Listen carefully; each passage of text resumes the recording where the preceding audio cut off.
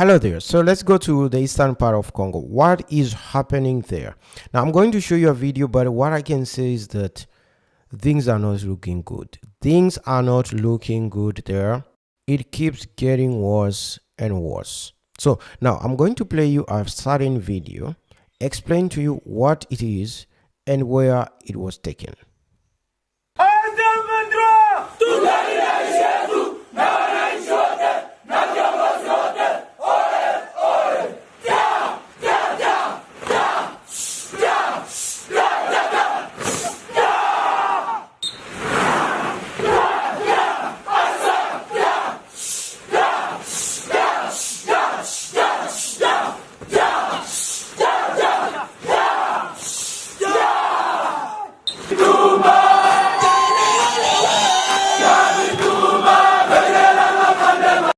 So the video, now that video was posted on M23 rebel group social media platforms.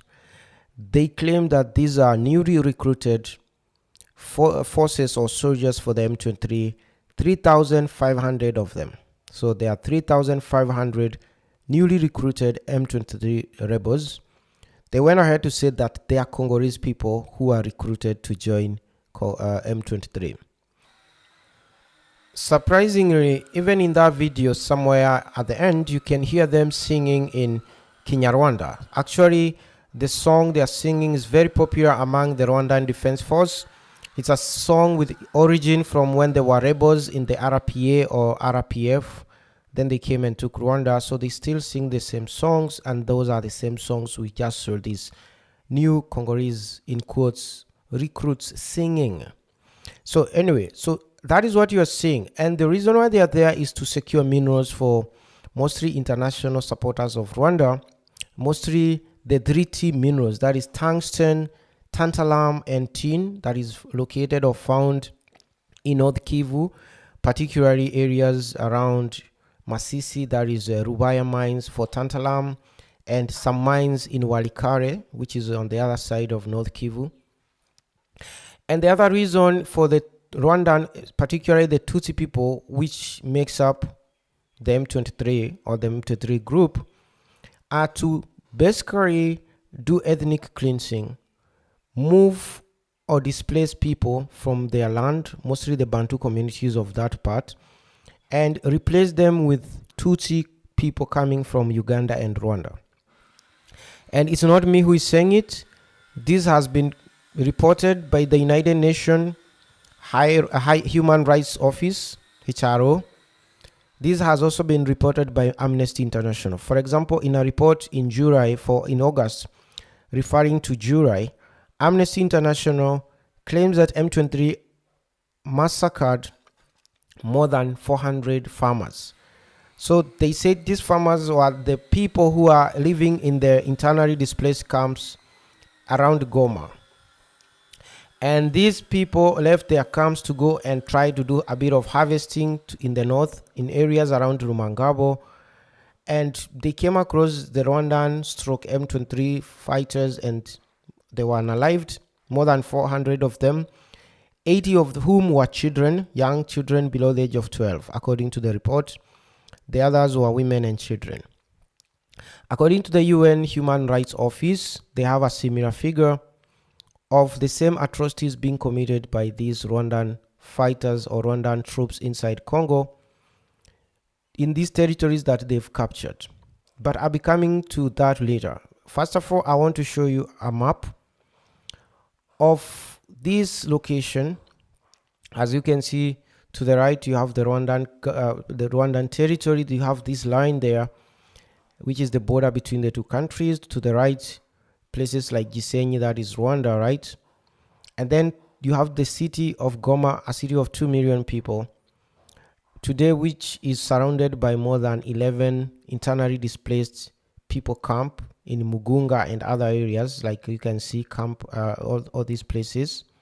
These are people who have been displaced in their territory by these Rwandans. As you can see, one of the camp is actually coming up right now here on our screen right here. We have one of the new camps.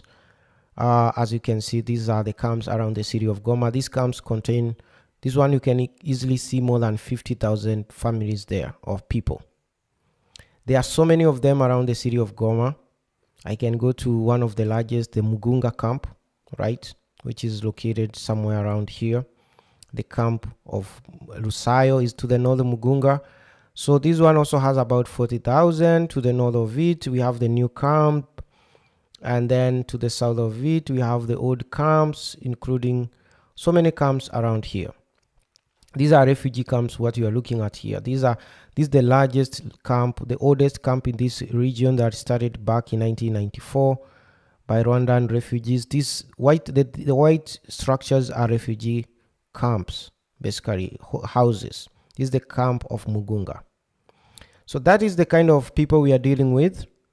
They have created one of the largest humanitarian crises in this territory because of the minerals and because of their appetite to unalive Bantu people. Now let's go to where that video was taken. But before I even get there, last week there was a CNN video where CNN journalists were welcomed to witness the graduation of 1,500 M23 commandos.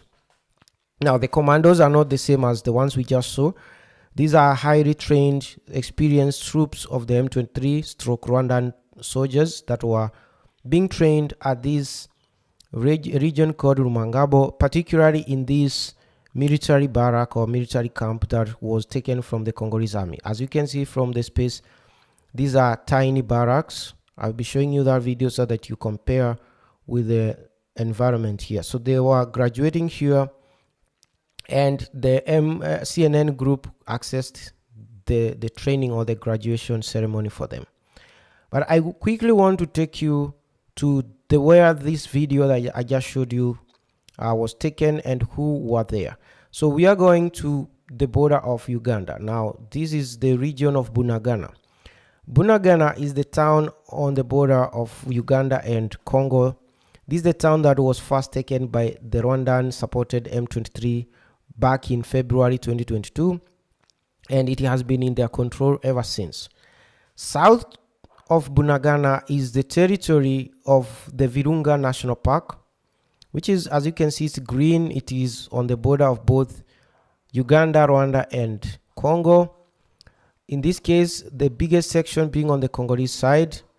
This is also home to the mountain gorillas of Virunga, which Rwanda has taken to market its image as the protector of mountain gorillas, even though on the Rwandan side you can clearly see that their section of the national park is under cultivation. So they've destroyed the habitat for these gorillas, and now they go to the Congolese side to show people where the gorillas are, because the only place now the gorillas can survive is on the Congolese side, as you can see from this Google map. And that's where people go to do the naming of gorillas. Kwita Izina, that's what they call it. And it is actually being done inside the Congolese territory. All the time when you see Rwandan doing that, they are doing it inside Congo territory, because as I just showed you, their side is cultivated. Now, to the north of this patch of the forest, you can see a town called, or a village called Chanzu. I'm going to try to zoom in. Now, it is in Chanzu where that video was taken. It is in Chanzu where they are training these soldiers. And the camp, as you saw in that video, was surrounded by trees. It is this camp here, the one that is coming up right here. So the graduation you just witnessed with a smaller kind of roundabout is this place. Now, this is an old picture or video from the satellite, but these trees may have been cleared, but it's the same location. So this is where you just saw those few hundreds troops, or rather recruits, graduating and doing those demonstration. And a little bit to the side, if you can notice, is that there's a smaller grave that they've created. Not a smaller grave, but very soon it's gonna be filled up. This is a grave, military grave, memorial grave, whatever you want to call it. As you can see, to the south there are the white marks. These are newly created graves with the characteristic grave marks that are typical of military graves, right? So this is a grave next to the camp itself. Either these are people who lost their life during the training, the harsh training that they have to undergo, or these are people who actually met their end when they went to attack Congolese troops. No one knows for sure, but that's what it is from the map. So this is what is happening there. And the reason, as I said, is for Rwanda is to annex this territory and try to bring in Rwandan people to live here. That's why they are not allowing people in Goma to go back to their farmland. That's why if the farmers go to harvest their goods, they are threatened and others are unalived. The other reason is global. So we all hear stories that China and the US are no longer selling, or China is no longer selling critical minerals to the United States because it fears what they call dual usage. Dual usage is where this mineral can be used for commercial purposes, but it can also be used for military and defense industry. So one of the minerals that the Chinese government has stopped selling to the US is tungsten. Why tungsten? Because it has a high melting point, almost 4,000 degrees Celsius. It's used as a tip for armor-piercing projectiles. These are projectiles fired by artillery, and it's also used in bank busters. These are kind of bombs dropped to places where they suspect they are bankers or people having activity under the ground. It's also now used to what we are calling space vehicles. These are hypersonic, futuristic, sci-fi missiles that are being developed that can fly at high speeds, withstanding highest temperatures as they do re-entry into our atmosphere. And tungsten is used as a tip for this type of weapon because, as I said, it has a higher